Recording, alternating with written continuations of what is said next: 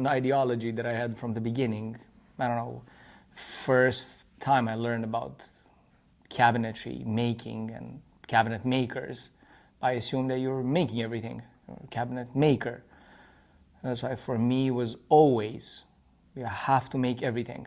So you're doing a kitchen cabinetry, or you're doing a bedroom, or you're doing a whatever pantry, everything that you can do there should be done by you. Of course, there's limitation. I'm not gonna make the pressed wood or the plywood, but everything that I wanna make and can make, all the cabinets, all the doors, all the floating shelves, everything, I will do. And you see, everybody would suggest to us, and other cabinet makers do this, buy the drawer boxes. Don't make them. So don't make the doors ever. You always buy them. Don't make the drawer boxes. Always buy them. No. It's either my product or I'm the guy that just puts it together. They're telling me, like, why would you make doors? There's companies that make only doors. So it's going to end up costing them way less than it's going to cost you. True. But it's not made by me. Oh, you don't just want to make money? Like, no. I want to make stuff. Money is secondary. Solid wood doors. You're going to see. Again, I talk about solid wood doors like it's my dream. I can't wait to put those doors into use. For solid wood doors, like it's a big no-no. Everybody says that. Oh, why would you do it? You know, waste so much time. Just buy them because they're going to be cheaper. True. But they're not going to be my doors. Yeah, but you're going to make more money. But what am I? A money maker or a cabinet maker? I'm a cabinet maker. So I make cabinets. I make doors. I don't buy them from somebody that's going to make them cheaper than me and just sell them.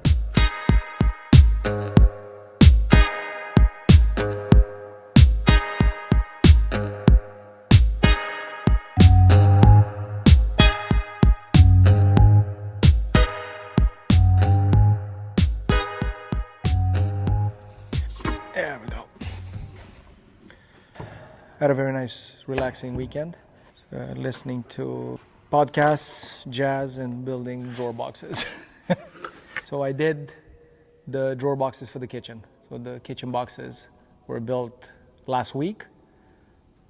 All the drawer boxes were cut and edged. And this weekend I sorted and put together 27 out of 35. Because I'll leave 8 of them so that you can see how it's done.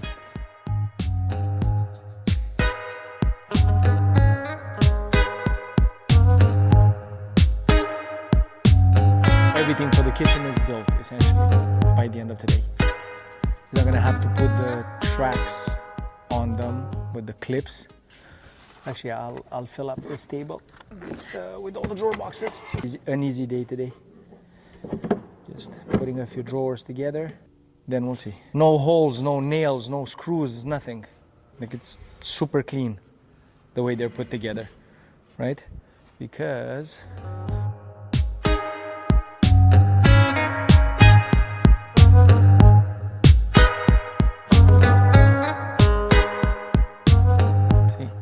when you look at it, you can really tell how it's being held together, right? Because there's no fastener, like I said, no screw, no nail. You don't see how the piece was put together. You just see that they're meeting, but how are they holding together? It's like this. So this is the Dado or Dado. It goes in like this. See, it's super tight. And inside there, I put wood glue before I put them together. And once the wood glue dries, it basically locks the core material of the pressed wood on both pieces. And it's impossible to take them apart. I think we did find the sweet spot between machinery usage and handcrafting. And it's what we do. And they stay clamped for a few hours so that the wood glue dries. And now this box is going to stay like this till the end of times.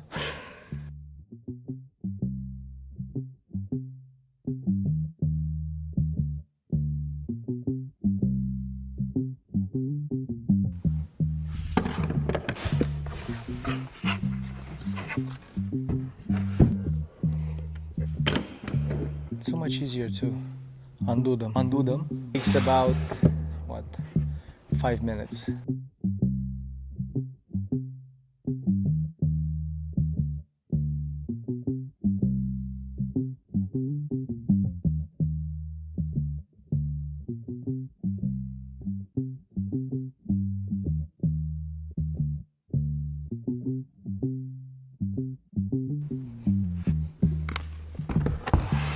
There we go. That's how a drawer box looks before it's a drawer box. Put the wood glue, and now I'm gonna have to spread the wood glue on the side that's gonna go on top because I don't want it to drip. Just make sure that it's nice and spread. And now, even if I do this, nothing happens, right? But because this one is full of drips, if I go like this with it, whoop.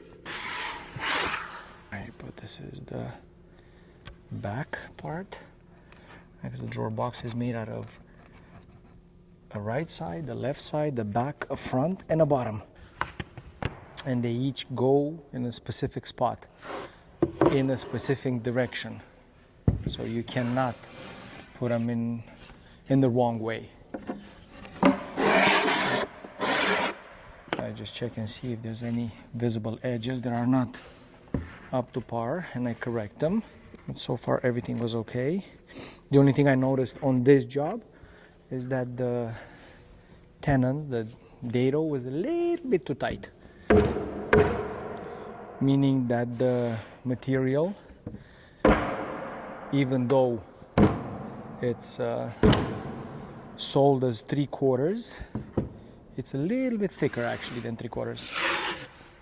But the CNC had made everything for exactly 3/4 of an inch material. So that makes the joint a little bit tighter, which is okay. But instead of being able just to put it by hand like this, I have to be a little bit more persuasive. For this project, it started with designing the space, making sure that the client gets what they're envisioning out of the space. Again, there was an existing kitchen there, so they know how they use that space. And at the same time, they knew what they were missing in the existing space. So during the design, those details were incorporated. Whatever was missing was added. Whatever was kind of useless or not really used in the existing space was eliminated. The last part of the puzzle. And this one is the trickier one because you have to make sure that you get all 3 Dados at the same time. And we fine tune it before we put the clamps now. Make sure that the top is perfectly aligned. The bottom of the box is perfectly aligned with the sides. That means that the box is perfectly square. The bottom of the drawer box is what dictates the shape of it. And if it's a bit off and it's not properly clamped, the whole ensemble of the 5 pieces is not going to be perfectly square. And it's extremely important for the tracks of the drawer to have the drawer box perfectly square. See, this is a matching set with the CNC. It's made in the USA.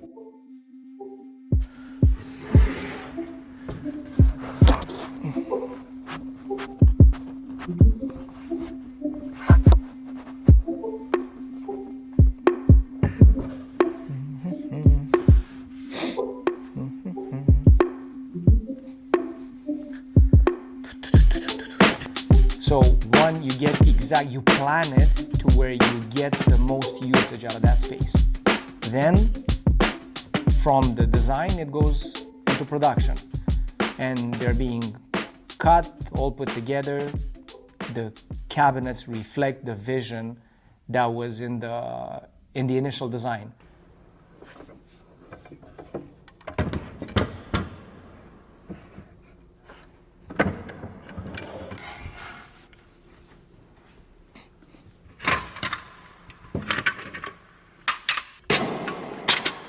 And then depending on the height of the drawer, it's either I put 1 clamp in the front and 1 in the back, or 2 in the front and 2 in the back.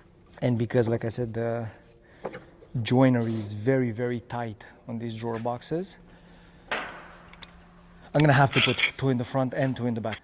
So you're getting your idea transformed into plans, the plans transformed into something actually built, and that actually built thing is cabinet boxes with drawers, with the shelves, with all the doors and drawer fronts and side panels and toe kick and crown.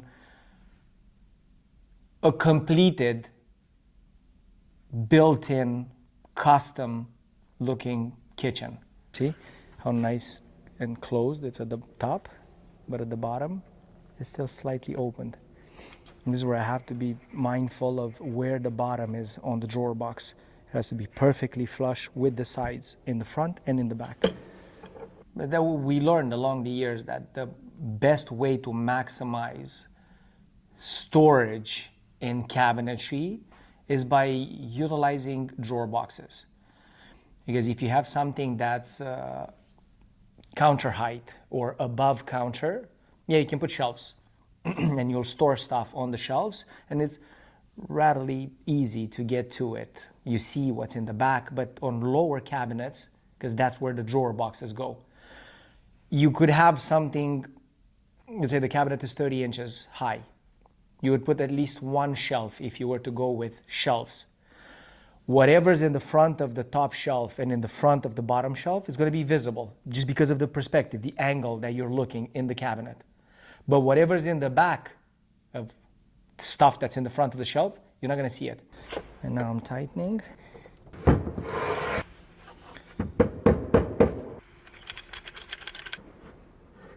Look at that.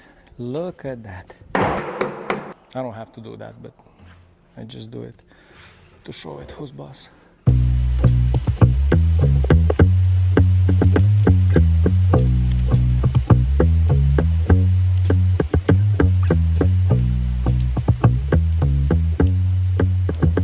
now it's going to stay clamped like this for an hour or two, and then I can undo them.